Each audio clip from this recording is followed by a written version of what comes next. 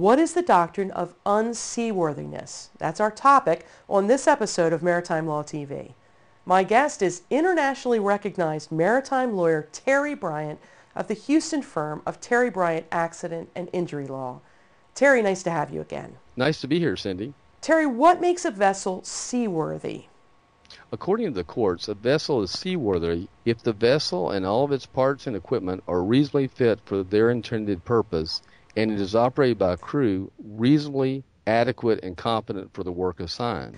Okay, now let's look at the flip side of that. What is the doctrine of unseaworthiness? A vessel is considered unseaworthy if the vessel or any of its parts or equipment is not reasonably fit for the intended purpose, or if the crew is not reasonably adequate or competent to perform the work assigned.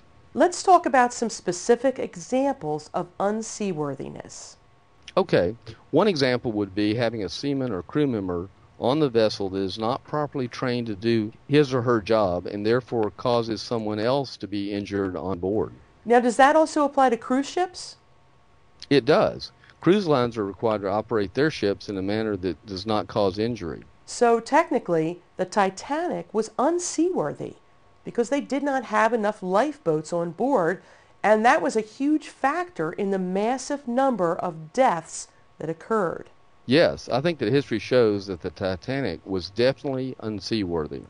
How about other examples? If a cable breaks and causes injury to a seaman, that seaman could claim that the vessel was unseaworthy. If the vessel is not fully staffed and the crew is asked to work unreasonably long days or work so hard that they sustain undue injury. Another example would be if the deck of the vessel is not properly maintained. Maybe it has a buildup of oil that causes seamen to slip and fall and be badly injured. And a final example would be if proper safety equipment is not provided for certain tasks and the result is injury to a seaman. Terry, what should a seaman or cruise ship member do if they're injured in one of these ways and they believe that this doctrine of unseaworthiness is a significant factor? Well, you know we live in a day of great technological capability, and that can come into play here. Most people now have cell phones that are also camera phones. And it's also pretty common to have a phone or a device that will record audio and video. So for one thing, I recommend that you endeavor to capture images of any of these situations that you believe cause your vessel to be unseaworthy. The other thing is that you need to talk with an experienced Jones Act lawyer that's going to help you understand your legal rights. One of the challenges of being injured at sea is that it's not always possible just to pick up the phone and call an attorney. But once you return to land, I highly recommend that you do that. Most Jones Act lawyers will give you a free consultation. I know we do. So it just makes sense to take that step. This is a very complicated area of the law and is not something that the average person is going to be able to handle on their own. Terry, if someone has specific questions or wants more information, how can they reach you?